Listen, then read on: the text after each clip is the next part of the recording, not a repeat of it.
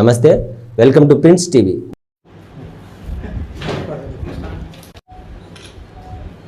ధర్మవరంలో గతంలో ఎప్పుడూ లేని విధంగా ఒక కొత్త సాంప్రదాయాన్ని, ఒక కొత్త రకమైన రాజకీయ పోకడ, రాజకీయాలు, దౌర్జన్యాలు మనం చూస్తున్నాం. ధర్మవరం నియోజకవర్గం చాలా సెన్సిటివ్ ఫ్యాక్షన్ ప్రాంతంగా గుర్తింపు. కాబట్టి చాలామంది ఐపీఎస్ని ఇక్కడ డైరెక్ట్గా పోస్టింగ్స్కి వేసేవాళ్ళు. మొదట వాళ్ళ పోస్టింగ్ ఏదైనా ఉందంటే అది ధర్మవరం. ఇప్పుడున్న డీజీపీ ద్వారకా తిరుమలరావు గారు కూడా ఇక్కడ మన ధర్మవరంలో ఏఎస్పీగా వర్క్ చేసిన సందర్భం చూసినాం. క్రమేణా 94 నుంచి కూడా ఫ్యాక్షన్ ప్రభావంతో అప్పటి పెనుగొండ, ఇప్పటి రాప్తాడు, ధర్మవరం మీద మొదటి నుంచి కూడా ఫ్యాక్షన్తో ఇక్కడ భయాందోళన ఉండే పరిస్థితి చూశాం. తర్వాత రెడ్ స్టార్ అనే ఆర్ఓసి అని 2 సంస్థల ద్వారా ఇక్కడ ఒక మారణ హోమమే చూడడం జరిగింది. దాని తర్వాత ఆ రెడ్ స్టార్ ఆర్ఓసి క్రమేణా రూపం లేకుండా వెళ్ళిపోవడం జరిగింది. 2004లో కాంగ్రెస్ గవర్నమెంట్ వచ్చిన తర్వాత, ఇదంతా అప్పుడు తెలుగుదేశం గవర్నమెంట్లో జరిగింది. 2004లో కాంగ్రెస్ గవర్నమెంట్ వచ్చిన తర్వాత ఇదే విధంగా క్రైమ్ అంతా కూడా వైఎస్ఆర్ వచ్చిన తర్వాత క్రైమ్ అంతా కూడా బాగా కంట్రోల్ చేసుకుంటూ వచ్చి 1-2 ఇయర్స్ ఉన్నప్పటికీ కూడా తర్వాత అన్నీ కూడా క్రైమ్ కంట్రోల్. నేను 2006లో ఇన్ఛార్జ్ తీసుకున్న తర్వాత ఇలాంటి క్రైమ్స్ అన్నిటినీ కూడా నిదానంగా కూడా తగ్గుకుంటా రావడం జరిగింది. గత 5 సంవత్సరాలు చూస్తే నియోజకవర్గ వ్యాప్తంగా ఏ ఒక్కరికి ఇబ్బంది లేకుండా, ఏ ఒక్కరికి ఏ సమస్య లేకుండా ఉండడం జరిగింది. చాలా చోట్ల వివిధ సందర్భాల్లో సమస్యలుండి ఇబ్బంది పడుతున్న సందర్భంలో కూడా మా కార్యకర్తల్ని, మా నాయకుల్ని సముదాయించి మనం లాంగ్ రన్ పాలిటిక్స్ చేయాలి అంటే ఈ ఫ్యాక్షన్ భూతాలకు, ఈ గొడవలకు దూరంగా ఉండాలి అనే విధంగా ముందుకు పోవడం జరిగింది. దాంట్లో భాగంగానే ఎక్కడే కానీ ఒక్క ఫ్యాక్షన్ మర్డర్ కూడా గత 5 సంవత్సరాల్లో చూస్తే ఒక్క ఫ్యాక్షన్ మర్డర్ కూడా లేకుండా, గొడవలు లేకుండా చూసుకున్నా. ముఖ్యంగా మా కార్యకర్తలకు అందరికీ కూడా ఆ విధంగా చెప్పి నిలువరించినందుకు వారికి ముందు నేను క్షమాపణ కోరుతున్నాను. ఎందుకంటే ఆ రోజు కన్నా మనం వాళ్ళు చేసే చేష్టలు కన్నా ఖండించి ఉంటే ఈరోజు ఇలాంటి సంఘటనలు జరిగి ఉండేవి కాదని. ఈరోజు సంఘటన చూస్తే వారం రోజుల కిందట వెంకటగారపల్లి, బత్తల్పల్లి మండలం ఆ గ్రామంలో వైసీపీ వారికి అక్కడున్న టీడీపీ వారికి ఒక ఘర్షణ జరిగింది. ఆ ఘర్షణకు మూలం ఏంటంటే చిన్న గొడవ జరుపుకున్నారు, మాట అనుకున్నారని పోలీస్ స్టేషన్లకు ఇరువురు గ్రూపుల్ని రమ్మని చెప్పినారు. మా వాళ్ళందరూ కూడా పోలీస్ స్టేషన్కి వచ్చిన పిమ్మట మా పోలీస్ స్టేషన్లోకి వచ్చిన తర్వాత వాళ్ళ మీద బయట ఊరు వ్యక్తులు వచ్చి దాడి చేయడం జరిగింది. దాడి చేస్తే ఎక్కడైనా కానీ ఆ ఊర్లో వాళ్ళ మీద బయట ఊరోళ్ళు వచ్చినప్పుడు ఆ బయట ఊరోళ్ళ మీద ఇంటి మీదకి దాడి అనే కేసు కింద వాళ్ళను అరెస్ట్ చేయాలి. ఆ విధంగా కాకుండా వాళ్ళ ఇంటి మీదకి దాడికి వచ్చినప్పుడు జరిగిన తోపులాటలో ఒకరికి దెబ్బ తగిలిందనే ఉద్దేశంతో మా వాళ్ళను అటెంప్ట్ మర్డర్ కేసు పెట్టి ఇక్కడ వేరే ఊరు వాళ్ళు అనంతపూర్ నుంచి ఇంకో ఊరు నుంచి మా వాళ్ళ మీదకి వచ్చినారు. వాళ్ళ ఇంటి మీదకి వస్తే అటెంప్ట్ మర్డర్ పెట్టి వాళ్ళను ధర్మవరం సబ్ జైల్లో రిమాండ్కి పంపించడం జరిగింది. వాళ్ళు ధర్మవరం సబ్ జైల్లో రిమాండ్కు విషయం నాకు తెలుసుకొని ఈరోజు మధ్యాహ్నం 3 గంటలకు నేను ఎవరైతే ఉన్నారో వాళ్ళను కలవడానికి ములాఖాత్ తీసుకోవడం జరిగింది. ఆ ములాఖాత్ తీసుకున్న పోయే సందర్భంలో మా లీడరు ఒకతను, మా కార్యకర్త ఒకతను కొత్తగా ఎర్టిగా కారు కొన్నాడు. ప్రవీణ్ నాయక్ అని పిల్లోడు. అన్న కొత్త కారు కొన్నా అన్న, నిన్ననే హైదరాబాద్ నుంచి డెలివరీ తీసుకొని వచ్చినా అన్న, మీరు డ్రైవ్ చేయాలన్నా అంటే నేను ఆ కార్ తీసుకొని ముందు డ్రైవ్ చేసుకుంటూ వెళ్ళాను. నా సొంత కారు, నా డ్రైవరు వీళ్ళు వెనకాల వస్తున్న సందర్భం నేను అట్టిగా కార్ జైలు దగ్గరకి వెళ్తే అది రైట్ సైడ్ ఉంటుంది, నేను లెఫ్ట్ సైడ్ నుంచి వచ్చి యూటర్న్ తీసుకొని దాంట్లోకి సబ్ జైల్లోకి వెళ్ళాలి. నేను నా కార్ తీసుకొని లోపలికి వెళ్ళాను. మిగతా కార్లన్నీ అలౌ చేయరు కాబట్టి అవన్నీ కూడా బయటికి యూటర్న్ తీసుకొని బయట పెట్టే క్రమం చేశారు. ఆ బయట పెట్టే క్రమంలో మా వాళ్ళు యూటర్న్ చేసుకునే సందర్భంలో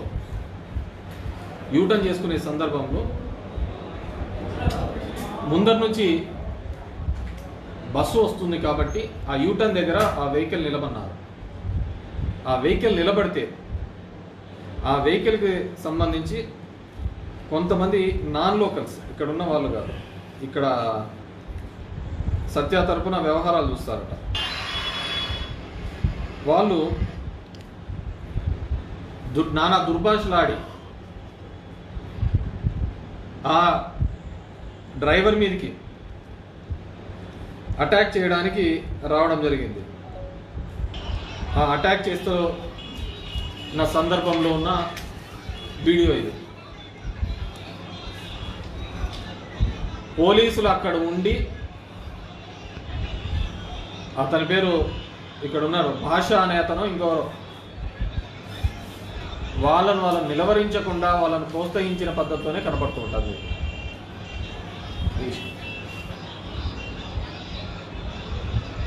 ఆ యూటర్న్ తీసుకునే క్రమంలో అసలు ఎవడన్నా కానీ యూటర్న్ తీసుకోలేదు అన్నప్పుడు హారం కొడితే దానిలోకి ఆ బస్సు పోయిన తర్వాత క్రమేణా క్లియర్ చేస్తారు. దానిలోకి రప్చర్ చేయాల్సింది ఏందో లేదు.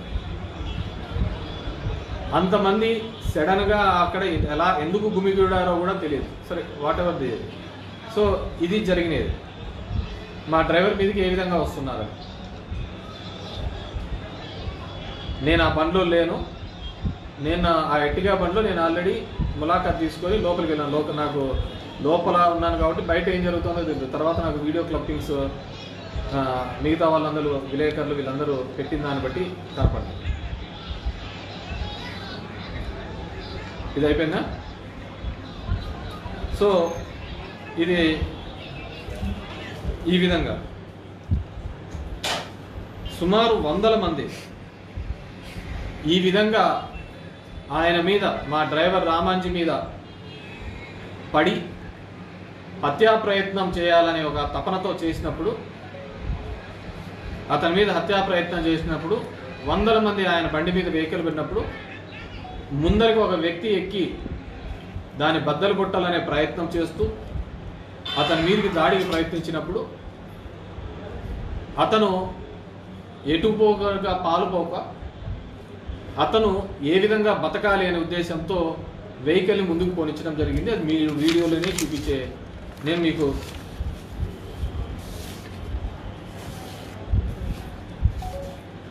వీడియోలోనే మీకు క్లియర్గా చూపించిన. అతని మీద ఎంతమంది పన్నారు, అంతకుముందు అతని మీదకి దాడికి ఏ విధంగా ప్రయత్నం చేసినారు, బండి మీదకి ఎక్కి ప్రాణాలు కాపాడుకోవాలనే ఉద్దేశంతో మా డ్రైవరు అక్కడి నుంచి వెళ్ళిపోయే పరిస్థితి చూసినారు. దాంట్లో దాని మీద ఎక్కి అతని మీద దాడి చేయాలనుకున్న వ్యక్తి కింద పడడం జరిగింది. సో అక్కడ ఎందుకు అంతమంది ఉన్నారో ఏమో, అసలు ఎందుకు ఏ విధంగా గుమ్ముకున్నారు. మేమంతా 5-6 మంది ఉంటాం. హార్డ్గా చూస్తే 5-6 మంది ఉన్నాం, అంతకు మించి ఏమీ ఎక్కువ లేరు. మేము లోపలికి వెళ్ళిపోయినాం, సబ్ జైల్లో ఉన్నాం ములాఖాత్లో, అక్కడ మాట్లాడుతున్నాం. దాని తర్వాత అక్కడ ఉన్న మా వాళ్ళల్లో ఇతను మా సాక్షి విలేకరి రమేష్, అందరికీ తెలిసినదే, మీ మిత్రుడు, మీతో పాటి తిరిగేవాడు, మీతో పాటి తినేవాడు, తిరిగేవాడు, తిల్లాడేవాడు. ఇతనంటే తెలియదు. ఇతని మీదికి సామూహికంగా 6 మంది వచ్చి లాఠీలు తీసుకొని, పోలీస్ చేతిలోంచి లాఠీలు తీసుకొని 6 మంది వచ్చి ఒక విలేకరి మీద దాడి చేయడం జరిగింది. ఆయన ఏమి వేరేది ఏంది చేయలేదు. అక్కడ జరుగుతున్న సంఘటన ప్రాంతాన్ని మొత్తం రికార్డింగ్ చేస్తున్నారు. సంఘటన ప్రాంతాన్ని మొత్తం రికార్డ్ చేస్తున్నాడు. దానికి రికార్డ్ చేసుకుంటే అతని దగ్గర ఫోన్ గుంజుకోవడం జరిగింది, ఆ ఫోన్ పగలగొట్టుకోవడం జరిగింది. ఆ ఫోన్ ఇంకా ఇప్పటికీ అతని చేతికి అందించలేదు. రమేష్ అని మీ అందరికీ తెలిసినదే, తెలుసా తెల్లా? తెలుసు, ఎందుకంటే మనమన్నీ గుర్తుపెట్టుకున్నాం. అమర్నాథ్ రెడ్డి అని ఇతను స్టూడెంట్ లీడరు. 2012లో 16లో డిసెంబర్ శబరిమలకి వెళ్తూ యాక్సిడెంట్ అయ్యి, శబరిమలకి వెళ్ళి యాక్సిడెంట్ అయ్యి ఇతనితో పాటు నరసింహారెడ్డి అనే ఒక పిల్లోని కూడా మేము అప్పుడు కోల్పోవడం జరిగింది, వేగట్పల్లి పిల్లోనికి. ఇతను ఆ రోజు వెన్నెంక కూడా మొత్తం డ్యామేజ్ కావడం జరిగింది. ఈరోజు చూడండి ఏ విధంగా బాధినారు.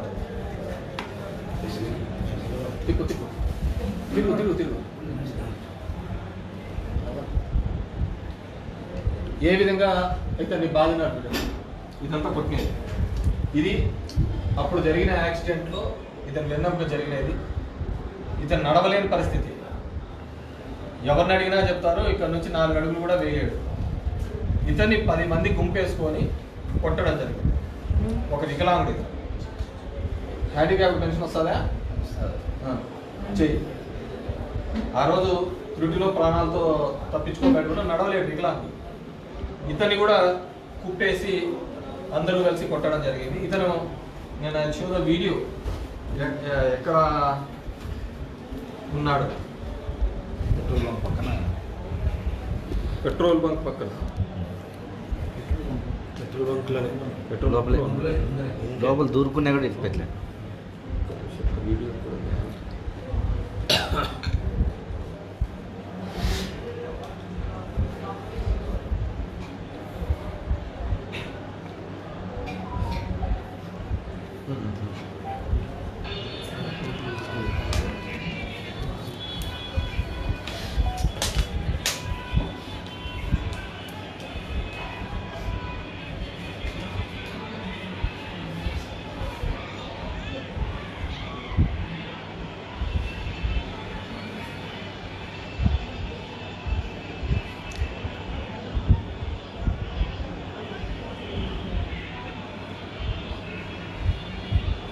సెలో మీద అంతమంది వచ్చి అసలు ఎందుకు అంతమంది ప్రొక్కులు ఒక బండి ఒక 2 నిమిషాలు కూడా నిలబెడితే తట్టుకోలేనంత పరిస్థితులలో వాళ్ళు ఎందుకున్నారు? ఈరోజు నేను వచ్చి ములాఖాత్ చేస్తున్న విషయం అందరికీ తెలిసిన విషయమే. మ్యాక్సిమం అందరికీ కూడా నేను ఈరోజు వస్తాను ములాఖాత్కి కలవడానికి వెళ్తానని చెప్పేసి తెలుసు. వాళ్ళు అంత త్వరగా అక్కడ ఏమీ లేని సంఘటనకు ఎందుకు ఆ డ్రైవర్ మీద అంతగా దాడికి ప్రయత్నం చేయాలని చూసినారు? ఎందుకు వాళ్ళ మీద పడి చేసిన తర్వాత దాన్ని ఎందుకు అంత పెద్ద సీన్ క్రియేట్ చేయాలని చూసినారు? ఎందుకు ఆ విధంగా చేయాల్సి వచ్చింది? సో దీని వెనకాల ఎందుకంటే I have informed the department. DSP గారు సెలవు మీద ఉన్నారంట, 1 టౌన్ సిఐ గారు సెలవు మీద ఉన్నారు. దీంట్లో అన్నిటికంటే ఏంటంటే పోలీస్ స్టేషన్ 1 టౌన్ పోలీస్ స్టేషన్కి సబ్ జైలుకి మధ్య ఉండేది కామన్ వాల్. అంటే 100 అడుగుల దూరం కూడా లేదు పోలీస్ స్టేషను. 100 అడుగులు కూడా లేదు పోలీస్ స్టేషను. పోలీస్ స్టేషన్ 100 అడుగులు కూడా దూరంలో లేకుండా ఉన్న దానిలోకి ఈ విధంగా శృతి మించి ఏ విధంగా వస్తారు? మేము 5 years ఉన్నప్పుడు ఎప్పుడే కానీ ఇలాంటి సంఘటనలు జరగలేదు. అలాంటి సంఘటనలే జరిగి ఉంటే వీళ్ళు ఈరోజు బయట తిరిగే వాళ్ళే కాదు.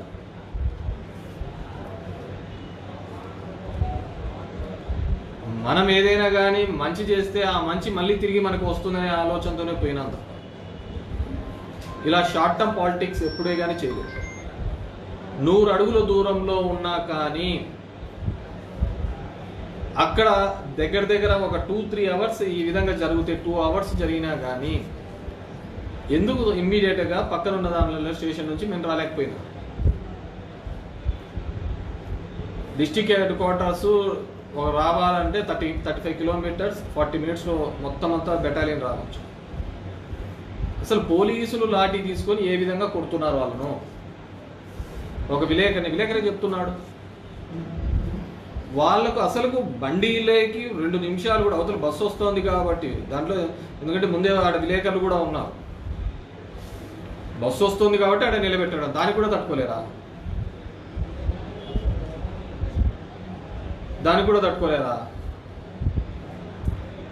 సో ఈ విధంగా వారి మీద దాడి చేయడం జరిగింది.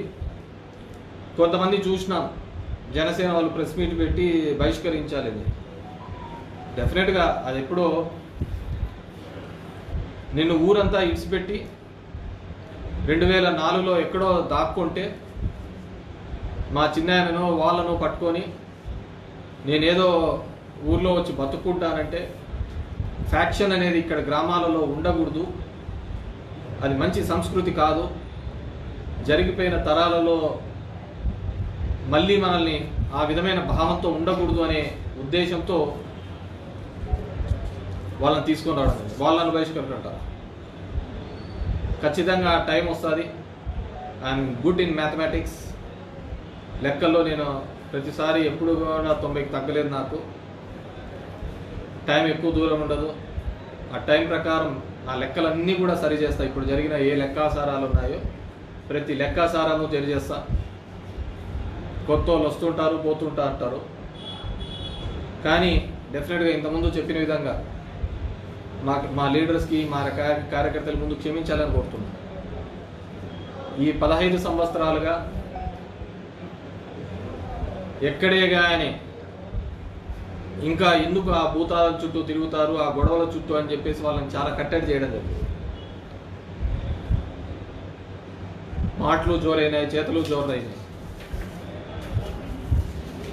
నేను కూడా ప్రభుత్వం ఇచ్చిన హామీల మీద కానీ ఇక్కడ గతంలో సత్య చేసిన హామీల మీద కానీ 1 సంవత్సరం వరకు సమయం ఇద్దామనే నేను అనుకున్నాను. ఆ సంవత్సరంలో ఉన్నా కానీ, ఎందుకంటే ఇక్కడ ఉన్న విషయాలు కూడా ఆయనకు తెలుసు కాబట్టి అవగాహన చేసుకొని అవన్నీ పరిష్కరించడానికి అడుగులు వేస్తాడేమో. కానీ వాటి మీద పరిష్కారం కంటే కూడా ఈ విధమైన గొడవలు ప్రోత్సహించడంలో ప్రోత్సహించే దానిలో గతంలో సమస్యలు వస్తా అంటే ఎమ్మెల్యేల దగ్గరికి వచ్చి చెప్పుకునే ఒక నేచర్ ఉండేది. ఇప్పుడంతా ఆ నేచర్ పోయింది. పిఏల చుట్టూ వాళ్ళ చుట్టూ తిరగాల్సిన కర్మ ఏర్పడింది మా ధర్మవరం ప్రజలకి. సరే, దానికి ఎవరేం చేయలేరు, అదే నచ్చిందేమో అనుకున్నాము. డెఫినెట్గా వీటి మీద చట్టపరంగా చర్యలు తీసుకుంటాం.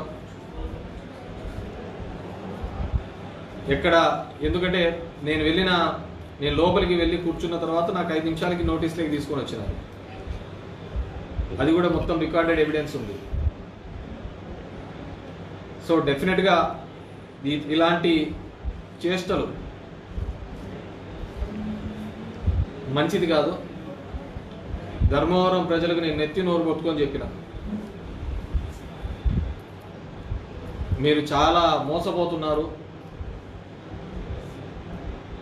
ఈ విధంగా అని చెప్పేసి. కానీ ఎందుకో నా మాటలో పెడచెవిని పెట్టడం జరిగింది. కాబట్టి నేను కూడా ఒకసారి ఇది చేసిన తర్వాత వాళ్ళ విలువ తెలియాలా, నా విలువ తెలియాలి అంటే దాని గురించి వచ్చిన సందర్భంలో మాట్లాడదామని చెప్పేసి. అంటే నేను మొన్న జరిగిన సంఘటనలో పెట్టడం, మా వాళ్ళను 307 అక్రమ కేసు పెట్టడమే తప్పు. బాధితులను పరామర్శించడానికి వెళ్ళినప్పుడు ఒక చిన్న ఇది పెట్టుకొని అంతమంది గుమ్ముగూడి అంత రాద్ధాంతము చేయడం తప్పు. దాని మీద ఈ విధమైన పద్ధతిలో పోవడాన్ని తీవ్రంగా ఖండిస్తున్నాము. డెఫినెట్గా ఎక్కడికి పోదు, అంతా కలిసినా కానీ ఇంకా 3 నెలలు అయిపోయింది, 50 నెలలు జమిలీ గిమిలీ వస్తాయి ఇంకా తొందరగా. సో ఎక్కడే కానీ మా వాళ్ళను అందరినీ కూడా అక్కడ ఉన్నప్పుడు కానీ ఇక్కడికి వచ్చిన వాళ్ళందరికీ కూడా ఎవరైతే మద్దతు తెలపడానికి వచ్చినారో, ఎవరైతే తోడుగా నిలబడినారో, ఫోన్లు చేసి మేమంతా వస్తామన్నా కానీ వద్దు, వాళ్ళంటే పనికిమాలోళ్ళు, పని పాట లేదు. ఒక పదవి వచ్చిన తర్వాత ఆ పదవికి అందం తెచ్చే విధంగా పనిచేయాలి, ఆ పదవికి తగ్గట్టుగా పనిచేస్తేనే మనకు ప్రజల్లో ఉంటామని చెప్పేసి ఆ భావన మీద పనిచేసాం. కానీ వాళ్ళకి అదంతా లేదు. ఎందుకంటే ఇక్కడ ఎవరైతే ఎన్నుకోబడ్డాడో ఆయన లేడు, ఎవరో అసిస్టెంట్లో పెట్టుకొని పని జరుగుతుంది. వాళ్ళకి ఏం తెలుస్తుంది ఇక్కడ దీనిల గురించి? సో ఇంకా ఎక్కడెక్కడ ఏమేమి జరుగుతున్నాయి అనే దాని మీద కూడా ఇది చెప్తాను, తొందరలోనే చేస్తాను. ఐ వాంట్ గివ్, నేను యాక్చువల్గా అయితే టైం ఇద్దాం అనుకున్నాను. వాళ్ళు ఉండేటట్లు లేరు.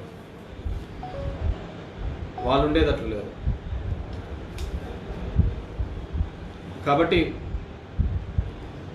అందరూ కూడా నాకెవరైతే అందరూ వస్తాము ఇదేందినా ఇల్లేందినా ఎప్పుడు లేదంటే నేను చాలా మందిని అందరినీ వద్దని చెప్పిన, ఎవరు రావద్దండి, అనవసరం మనకు ఇవన్నీ, మనం ఇట్లాంటివన్నీ ఆ లైన్లో లేము. ఉనికి చాటుకొని ఒక ప్రయత్నంలో భాగంగా జరిగిందని నేను అనుకుంటున్నాను.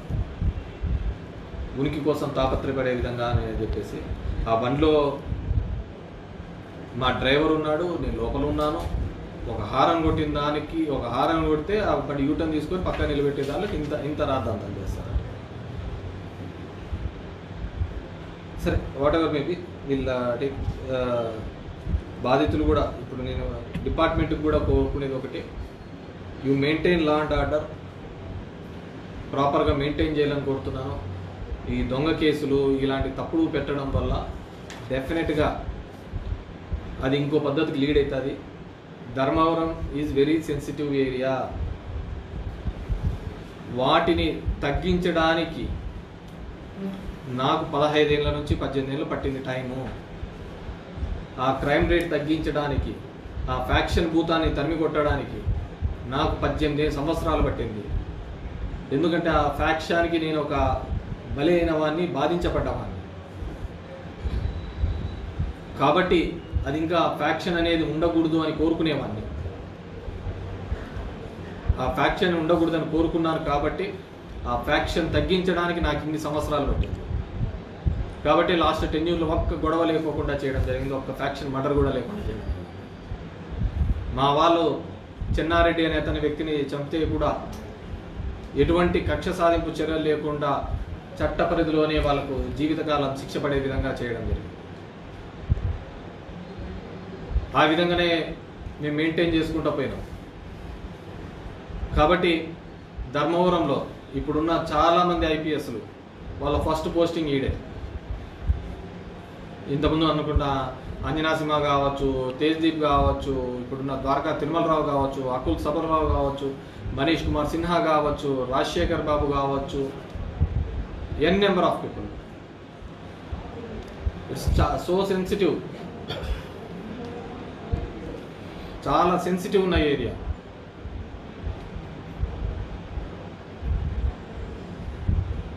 ఇక్కడ 10 రూపాయల దగ్గర నుంచి మర్డర్ చేసే వాళ్ళు ఉంటారు ఇంతకుముందు. ఈరోజు ఆ కాలం లేదు.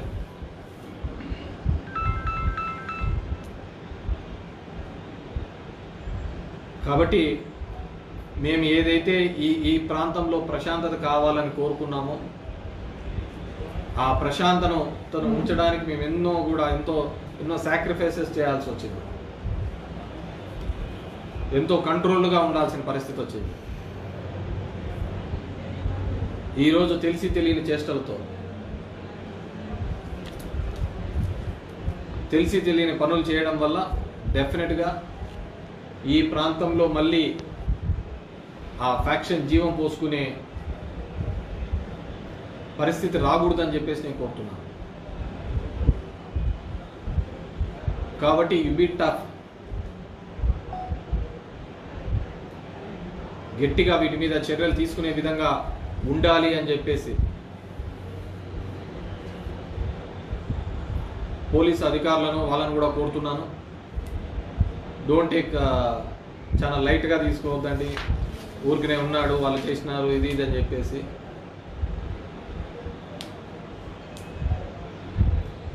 So I request department and ఇది ఎవరైతే ఎగలాడుతున్నారో, ఎవరైతే ఎగిరెగిరి పడుతున్నారో జాగ్రత్త. గాలిపటం కూడా అలాగే ఎగిరెగిరి పోవాలని చూస్తుంటుంది. తాడు దిగితే ఎక్కడ పోతుందో తెలియదు, పట్టుకోవడానికి కూడా కనపడుతుంది.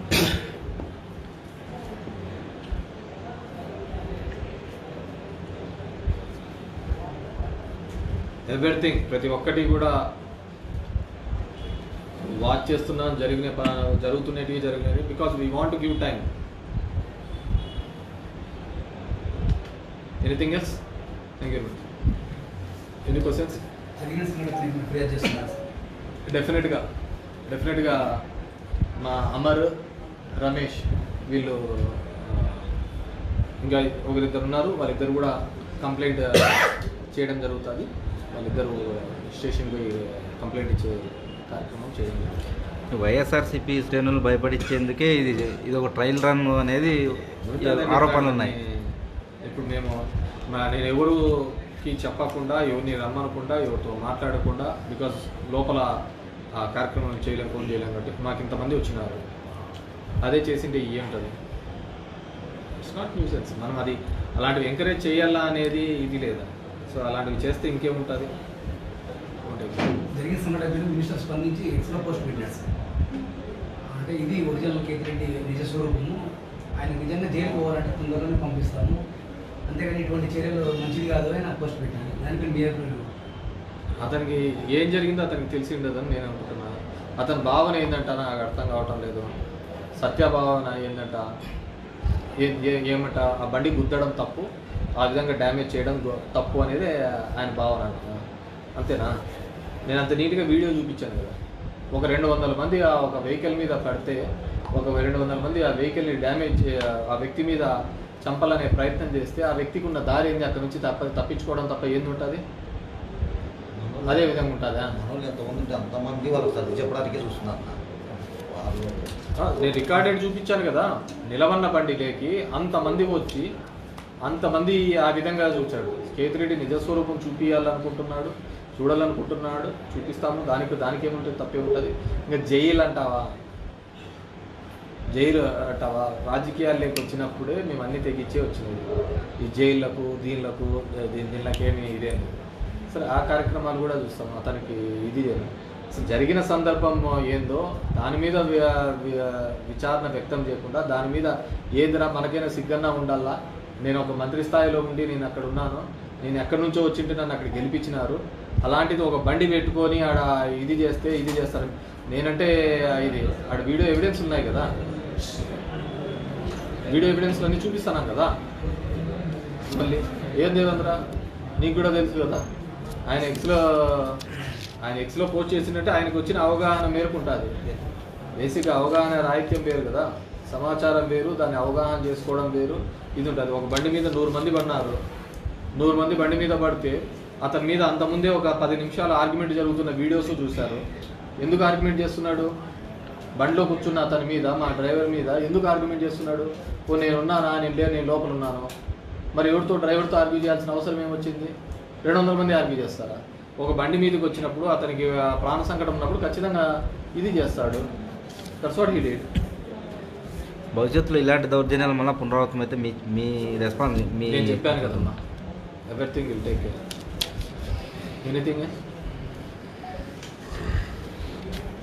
విషయం తెలిసి ఇది చేసుకుంటా అంటే బాగుంటుంది. ఇంకా దాన్ని సమర్థించినాడంటే సత్య నిజంగా గ్రేటే అనుకోవాలి.